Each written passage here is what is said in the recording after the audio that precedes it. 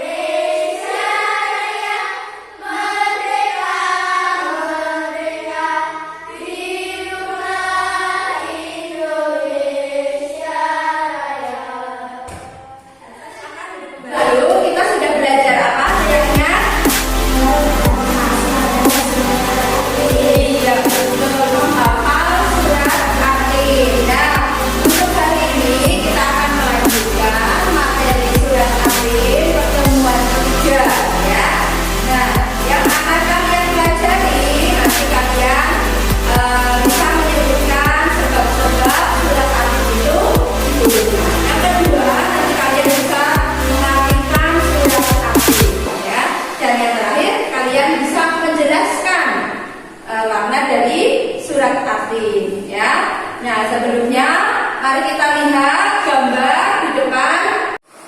Mari kita lihat video berikut ini.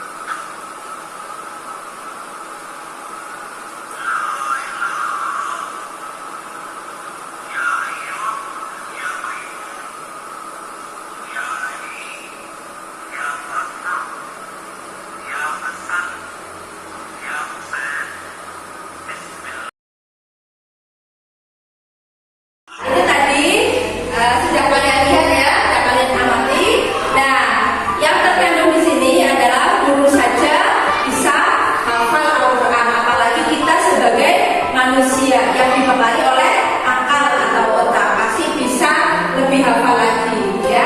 Karena guru saja terbiasa jadi hafal, apalagi kita. Yuk kita menghafal supaya kita lebih mulia dibandingkan guru ya. Nah, kita sudah dicontohkan oleh Nabi kita yaitu Muhammad Sallallahu Alaihi Wasallam. Beliau itu ummi, artinya tidak bisa membaca, tidak bisa menulis, tapi beliau hafal seluruh Al-Quran. Ya, maka kita dicontohkan untuk bisa. Ya, baik, selanjutnya kita akan melihat video berikut ini. Bismillahirrahmanirrahim. Assalamualaikum warahmatullahi wabarakatuh. Halo adik-adik semuanya, bagaimana kabarnya hari ini? Semoga kita semuanya dalam keadaan sehat walafiat. Dalam video kali ini, insya Allah kita akan belajar cara membaca surat At-Tin. Semoga dengan kalian menonton video kali ini, kalian bisa membaca surat At-Tin dengan benar dan tepat. Sebelum membaca Al-Quran, kita harus mengetahui terlebih dahulu tata caranya. Ada beberapa tata cara yang ingin kakak sampaikan. Yang pertama, membaca Al-Quran itu harus dari kanan ke kiri. Kemudian, untuk membaca Al-Quran, itu makharajul huruf atau cara mengeluarkan hurufnya atau penggunaan tajwidnya harus benar. Oleh karenanya, mari kita belajar cara membaca Al-Quran surat At-Tin. Pertama, kakak akan membacakan surat At-Tin dari ayat pertama sampai terakhir. Simak baik-baik ya. Bismillahirrahmanirrahim. Wat-tini waz-zaitun wa turi sinin وهذا البلد الأمين لقد خلقنا الإنسان في أحسن تقويم ثم رددناه أسفل سافلين إلا الذين آمنوا وعملوا الصالحات فلهم أجر غير ممنون فما يكذبك بعد بالدين أليس الله بأحكم الحاكمين. Nah, itu cara membaca surat At-Tin dari ayat pertama sampai akhir.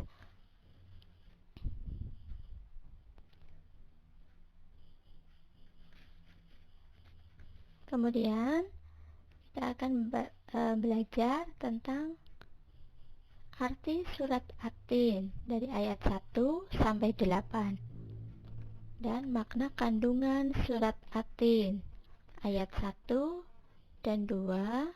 Allah Subhanahu wa Ta'ala bersumpah,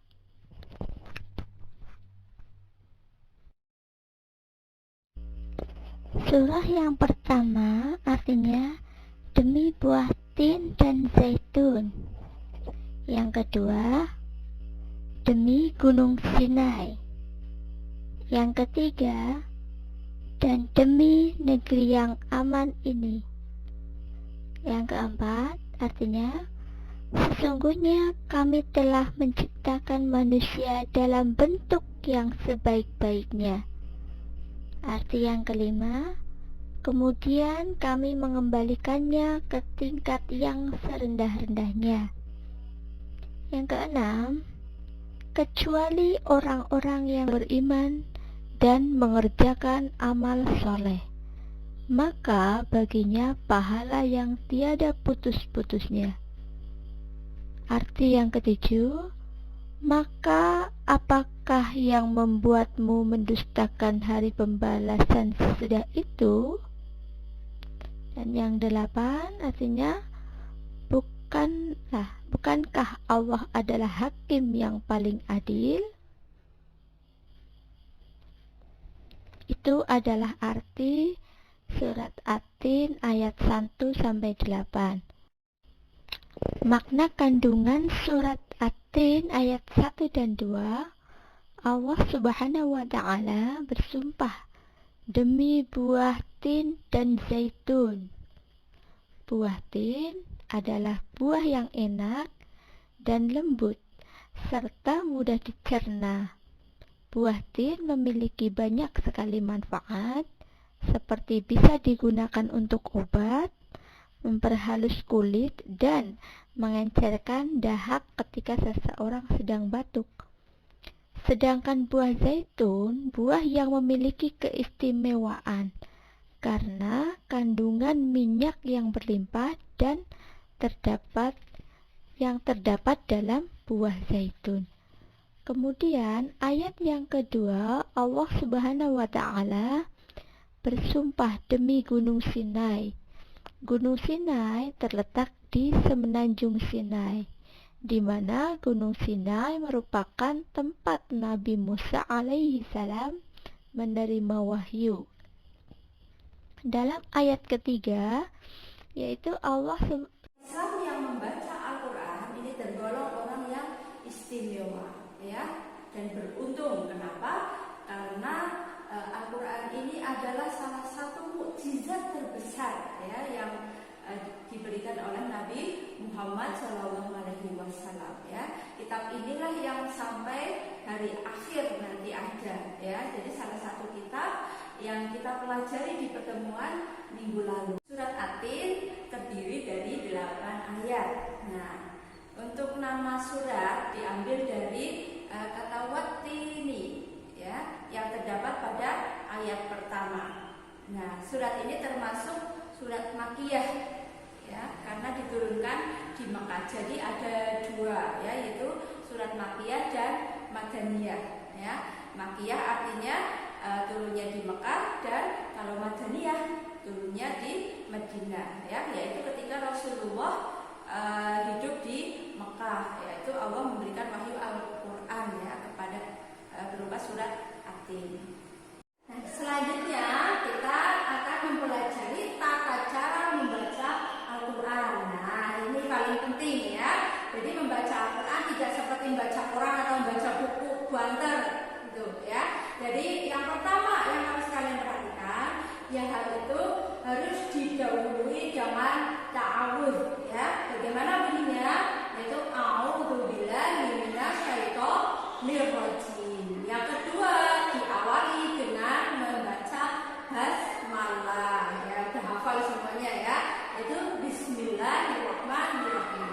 Nah, yang ketiga ini paling penting, ya, yaitu dengan membaca secara tartil, ya. Jadi tidak yang penting cepat, ya, itu, ya. Jadi harus tartil. Dan yang terakhir adalah membaca Al-Quran secara perlahan, harus benar sesuai tajwid dan makhrajnya, ya, yang jelas. Dan selanjutnya, sebelum kita membaca Al-Quran, terlebih dahulu kita belajar tentang hukum bacaannya, ya. Nah, hukum bacaannya kita akan belajar tentang hukum bacaan nun mati atau sukun, yaitu dan tanwin bertemu dengan huruf hijaiyah. Jadi hukum bacaan nun mati atau sukun dan tanwin itu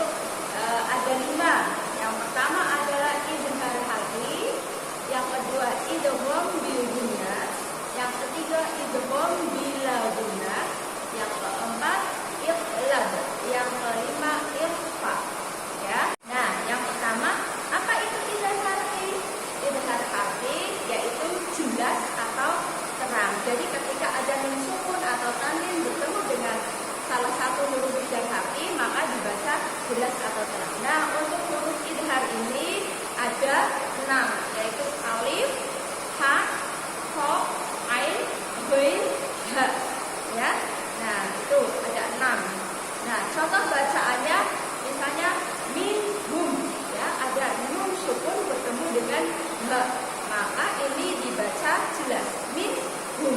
Nah, yang kedua contohnya man amana. Nah, itu ada huruf nun sukun bertemu dengan huruf alif, maka harus dibaca secara jelas man amana. Hukum bacaan yang kedua adalah idgham bi gunnah. Apa itu idgham bi gunnah? Yaitu berdengung atau suara dimasukkan melalui lubang hidung, ya. Nah, hurufnya ada 4, mim, nun, wawu, dan ya, ya. Atau kita sebut mana waya, itu supaya kita mudah untuk menghafal, ya.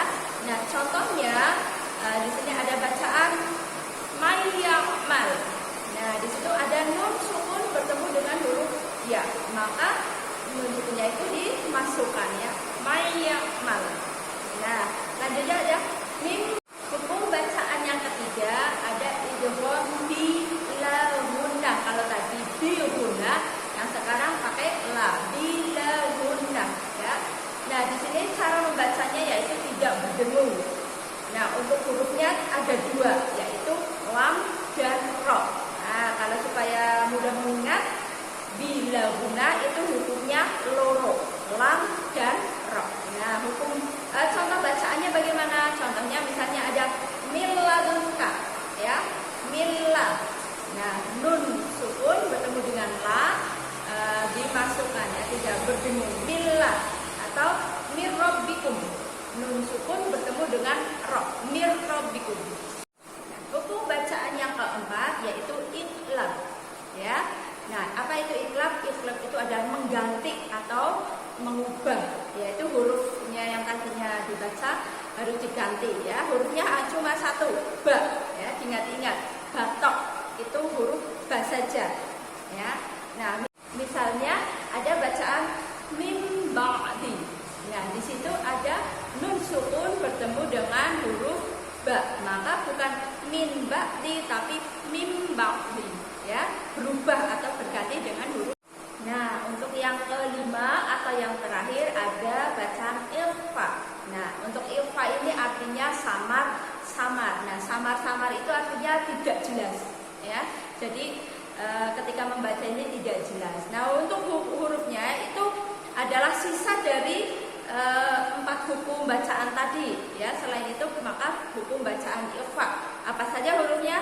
Ada ta, sa, jim, dal, zal, za, sin, shin, shad, dot, to, do, fa, qaf, dan kaf. Nah, itu hurufnya. Lalu bacanya bagaimana?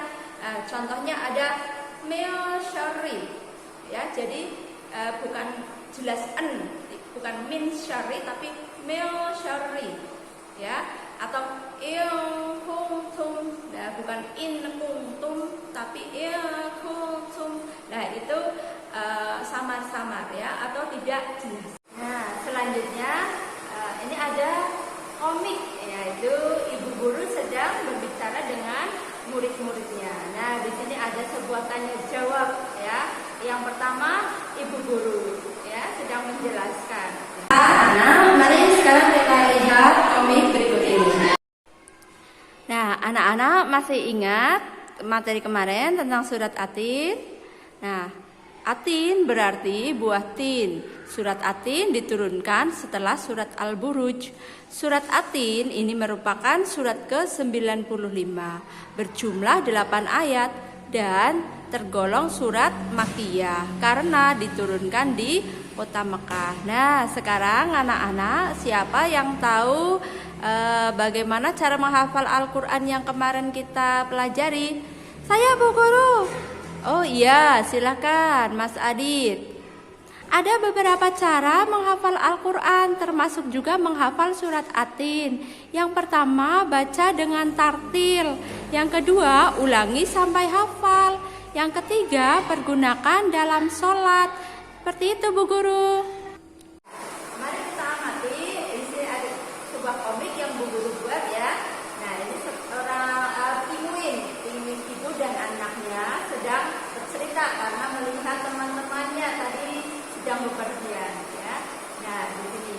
Bu, mereka pada mau kemana? Mereka mau pergi mengaji, Nak.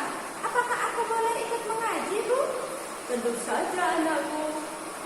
Tadi, Bu, aku belajar surat Atin sama dijelaskan isi kandungannya, Bu. Bagus, Nak. Kamu semakin pintar jadi anak soleh ya. Wah, ini seru sekali. Selanjutnya kita akan mengartikan ayat demi ayat. Yang pertama, artinya demi buah tin dan zaitun ya, atau pohon ara. Yang kedua, demi Gunung Sinai. Yang ketiga, demi kota yang aman. Yang keempat, sesungguhnya kami menciptakan manusia dalam bentuk atau ciptaan yang paling baik. Yang kelima, lalu kami mengembalikan dia menjadi ciptaan yang paling rendah. Yang keenam, kecuali orang-orang yang beriman dan berbuat kebaikan, mereka akan mendapat ganjaran yang tak ada putus-putusnya. Nah, yang ketujuh, maka siapakah sesudah itu yang mendustakan engkau tentang keputusan? Dan yang terakhir, bukankah Allah itu hakim yang baik? Sekarang saatnya untuk mengerjakan soal. Nah, di situ sudah ada LKPD ya, atau lembar kerja peserta didik. Silahkan boleh diskusi dengan kelompoknya. Nah, selanjutnya sekarang kita bagi menjadi kelompok.